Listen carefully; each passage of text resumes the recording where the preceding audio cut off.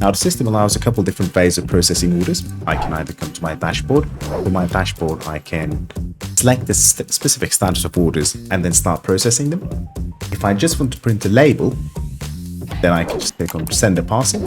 From this one, I can add the products I want to add the address details, select the sales channels that should be saved under.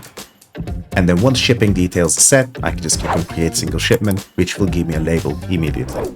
Or if you have multiple orders in your system, you can choose them in bulk and do something called batch process, which will print you, if you've chosen 10 orders, it will give you 10 labels immediately. Now, we can either click on orders from the left part of the screen, or we can just click on dispatch ready to see what orders we've received. I see that I've just received 5 different orders, all with their relative items inside. Now, if I click on the items list or hover over it actually, I can start to see some items and their images there. Because we've ticked those boxes about downloading products and their images, any item that's inside an order is automatically created in our system under the inventory tab, along with their relative information. That includes their dimensions, their SKU, their names, and also their images. I have 5 orders from my Shopify, and we have multiple ways of processing orders.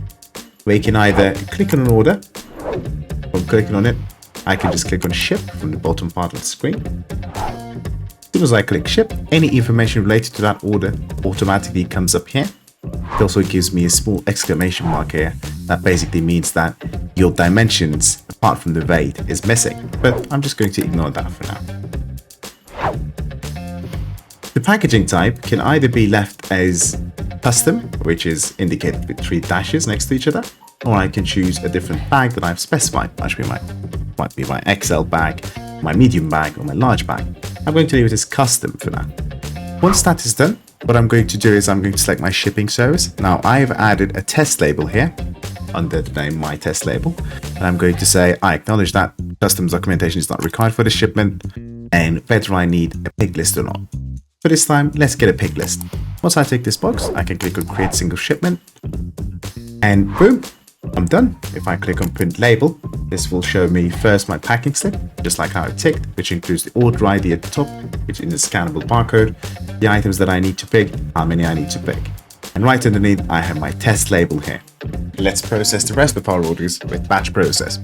All we need to do is select all of our orders, or we can easily just click on the box at the top, and then click on batch process from the bottom pop-up. This will take us to the batch process menu, where it's going to show us all of our orders.